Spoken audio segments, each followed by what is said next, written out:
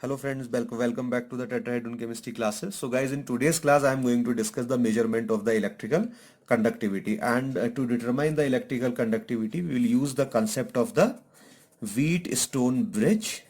Okay, Wheatstone bridge, which you have studied in your actually say class 10th also you have studied this Wheatstone bridge. And to use this Wheatstone bridge we'll need another very important device, and that device is actually what? Your conductivity cell. So there are different types of the conductivity cells available in the market, right? And you can use any one of them. And in just a few minutes I'll showing you some of the conductivity cell and the use of the Wheatstone bridge in the determination of the conductivity, right? So guys, these are the some of the conductivity cells which are commonly used in the determination of the electrolytic conductance, right? These cells are given here, right? And in this cell what you can do, you will actually see whenever you determine the conductivity of the solution, actually you don't determine the conductivity, you determine the resistance of that particular solution. And once you get the resistance of that solution, you can take the reciprocal of that one, right? Once you have the reciprocal, then it will give you the conductivity or conductance, right? And then you can convert this conductance into the specific conductance or the conductivity also by a correlating by a factor of your cell constant. So what are these actually? So these are the some common cells, so you can take any one of them. So I am discussing with this particular one, right? So here this actually Pyrex glass is shown to you, and in this particular glass you will have two platinum electrodes. This is the electrode 1, this is the electrode 2, and this platinum electrode will have certain area of cross section, okay, and the distance between them is also fixed. So area of cross section is fixed, the distance is fixed. Actually it is the constant for the given cell, so that's why it is known as the cell constant. Okay, so and say what is written here, actually in any conductivity cell the distance between the two electrodes, which is this one, right, and the area of cross section are fixed. That's why this L by A is a constant, right, and this constant is known as the cell constant, right? And now this have this electrode here and this electrode here, and you can use what you can do. See, if you want to determine the conductivity of a particular solution, you can put your solution in that particular cell, and then this cell actually would be fitted in the Wheatstone bridge to get the value. So now I will explain you how the Wheatstone bridge would work in that case. Okay. So guys, this is the setup which is shown here to determine the conductivity of the any electrolytic solution.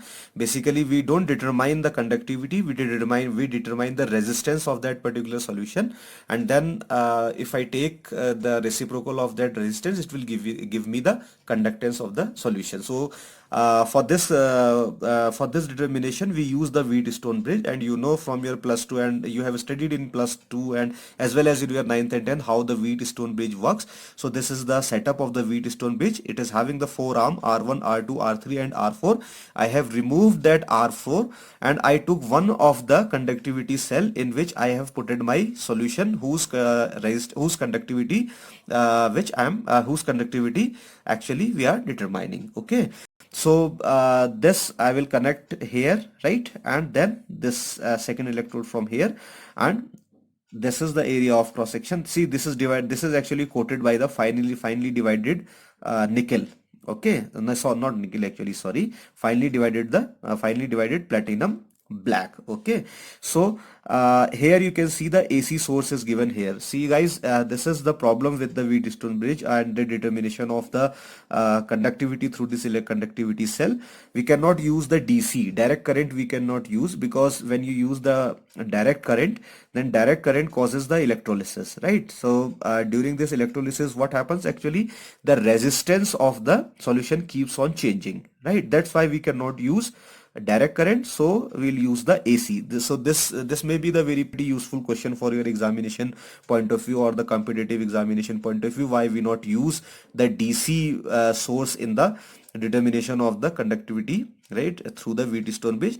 Because DC current can causes electrolysis, and if electrolysis occurs, then the resistance changes. Then when the resistance changes, obviously the conductivity is also changes. That's why we use the AC source. And another problem is that, see here, see in the normal setup of the Wheatstone bridge, you will have the galvanometer here. But again, you see, since I am using the AC source here, so I cannot use the galvanometer, because galvanometer won't work with the AC source. These all things which I am explaining, which is written here in the book actually, right? So we have to use this null point detector here, and this null point detector is basically a headset or headphone type of thing. This experiment actually I have performed way back in 2001. When I was in MSc, right? So this experiment I have done already.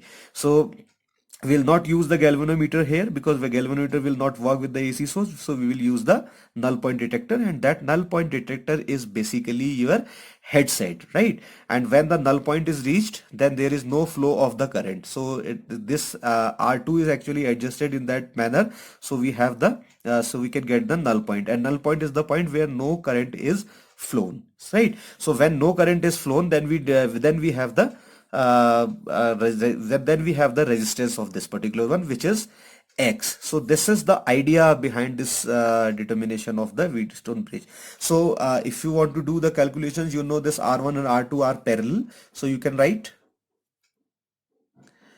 R1 divided by R2, they are parallel, right? And then these two are X and R3 are parallel. So what you can do, you can write X divided by R3. So from here you can get your X. So X equals to R1 multiplied by R3 divided by R2. And if you take the reciprocal of this X, which is actually my resistance, this will give you the conductance. So conductance would be what? Your R2 divided by R1 and R3. So this is how you can determine the conductance of the cell, right? Conductance of the electrolytic solution which you have put it in the cell actually. Okay. Now we will see how we can determine the specific conductance or the conductivity of the electrolytic solution by using that conductance parameter. Okay.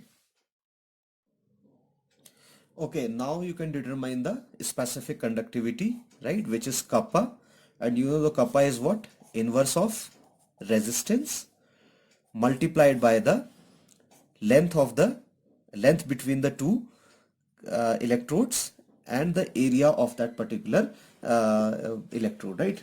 So this is actually this L by A is what? It is given for a particular type of the cell, conductivity cell, and it is known as the cell constant. Okay, so from here you can conclude kappa equals to C into cell constant. Okay, C is what? You know, C, conductance is the reciprocal of that C, and this is the cell constant. So in this way you can determine the specific conductance or the conductivity. Okay, and see there is another thing here which you have to keep in mind: determination of the cell constant. Determination of cell constant, right?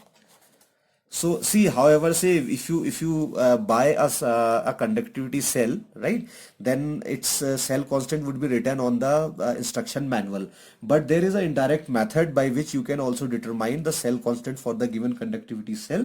And for this, you know, from here you can from this particular expression you can write cell constant. Okay, that would be equals to kappa by C. So what you can do, you can use a solution whose specific conductivity is known, right? Use solution whose kappa is known. Okay. So in the conductivity cell, you put the solution whose kappa is known. So when the kappa is known, you determine that conductance now. Determine it. Determine that conductance by using that method which I have shown you earlier, right? And when you have these two things, then obviously you will have the cell constant here. Okay, so these things are pretty important for your examination point of view. So this is how you can determine the cell constant and your specific conductivity using the Wheatstone bridge. So in the next class, I'll solve some of the numerical which are very crucial for your board's examination as well as for your competitive examinations also, right? So if you like the lecture, please subscribe the Tetrahedron Chemistry classes and do share with your friends, right? And hit the bell icon for the latest notification. Thank you very much.